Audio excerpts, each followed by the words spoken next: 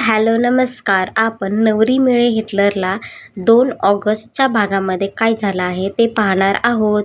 त्या घराच्या बाहेर आलेली असते आणि तिथे विक्रांतला बघून म्हणते, वा आज सत्य कळलं. तरीच मी म्हटलं की मला कसं काय मदत करतोय हा.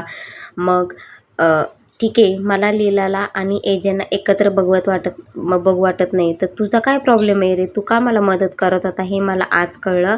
आणि लीलाच्याही तोंडावर दिसत होतं की लीलालाही आजच कळलं आहे की तू ही एजेंटच्या घरचा मेंबर आहेस आणि मलाही आजच. विक्रांत तिला म्हणतो की जास्त बोलू नको, तुला माहिती आहे ना हे सगळं काही मीच केलेलं आहे तुला एजेंटच्या घरामध्ये राहण्यासाठी. ती म्हणते, तू काय बोलतो रे? रिसेप्शनला मलाच तू बोलवलं होतंस, मलाच तू गोंधळ घालायला लावला होता. हे जाऊन मी एजेंटना सांगितल्यानंतर मग काय होईल रे? आणि ह्या घरामध्येही मला आणण्यासाठी तुझाच हात होता हे मी एजेंटना सांगणार आहे असं बोलते. आणि माझ्याकडे अजून एक पत्ता आहे, तो जर मी सांगितला तर तुझं काहीच खरं नाही असं बोलते. आणि काहीच बोलायचं नाही तू म्हणते. आणि विक्रांतला अडकल्यासारखं वाटतं आणि विक्रांत शांत बसतो. ती म्हणते, जास्त काही करायचं नाही, जास्त बोलायचं नाही म्हणते. मग श्वेता घरामध्ये जाते आणि मग डायनिंग टेबलवर सगळे मग जेवण करण्यासाठी वेगवेगळ्या ठिकाणी सगळे बसलेले असतात. आणि मग लीला तिथे बसलेले असते, तिथं जाऊन श्वेता बसते आणि एजे आणि आजी एका साईडला बसलेले असतात. तर आजी लीलाला बोलतात की जेवायला ये ना आमच्यासोबत. नाही म्हणते आजी, ठीक आहे मी इथं बसली आहे ना, इथेच बसते. आणि मग ती जेवायला स्टार्ट करते. तर तिच्या हातामध्ये एक काहीतरी वेगळाच पदार्थ येतो, तो असतो कबाब. मग श्वेता बोलते, ती ऑलरेडी विचारते की हे पदार्थ कशापासून बनला असेल, बटाटा पनीर वगैरे तर मला नाही वाटत. ती वेटरलाही विचारते. तर वेटरला श्वेता जायला सांगते आणि श्वेता म्हणते, अगं तुला एवढं माहीत नाही आहे, हे एजेंटच्या हॉटेलमधलं स्पेशल मेनू आहे, हे खाण्यासाठी भरपूर लांबून लांबून लोक येतात आणि तुलाच माहीत नाही आहे. काय नाही, व्हेजिटेरियन आहे, खा म्हणते. आणि मग ती बोलते मला नाही कळत आहे खाल्ल्यानंतर हे कशाचं असेल. ती म्हणते मोठे मोठे घास घे म्हणजे तुला कळेन कशाचं आहे ते. आणि मग ते खाते आणि तिला लागतं खोकला.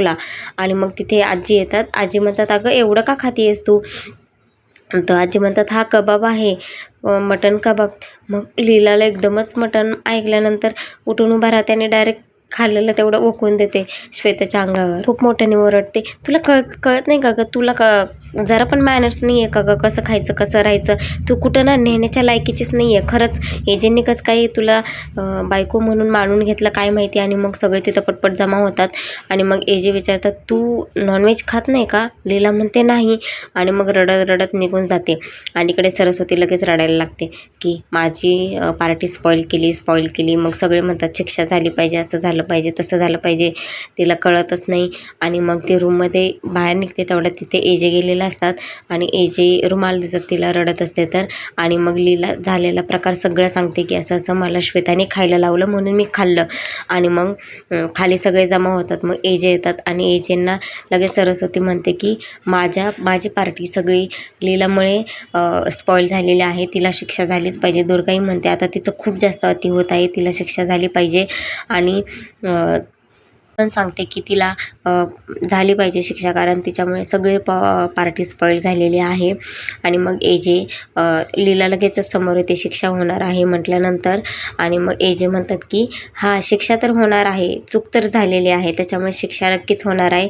इकडे लगेचच सगळ्यांच्या तोंडावर स्माईल आलेली असते की लीलाला शिक्षा होणार आहे. पण विराज वगैरे त्यांना वाटत असतं की नाही बाबा, लीलाला जर माहीत असतं की हे नॉनव्हेज आहे तर तिने खाल्लंच नसतं, तिला माहितीच नाही आहे, त्यामुळे तिने खाल्लेलं आहे, त्यामुळे तिला शिक्षा करू नका असं आमचं म्हणणं आहे. तर मग एजे आता कुणाला शिक्षा देतील हे पाहण्यासाठी उद्याच्या भागामध्ये असंच चॅनलला अपडेट राहा. लाईक, शेअर आणि सबस्क्राईब करा.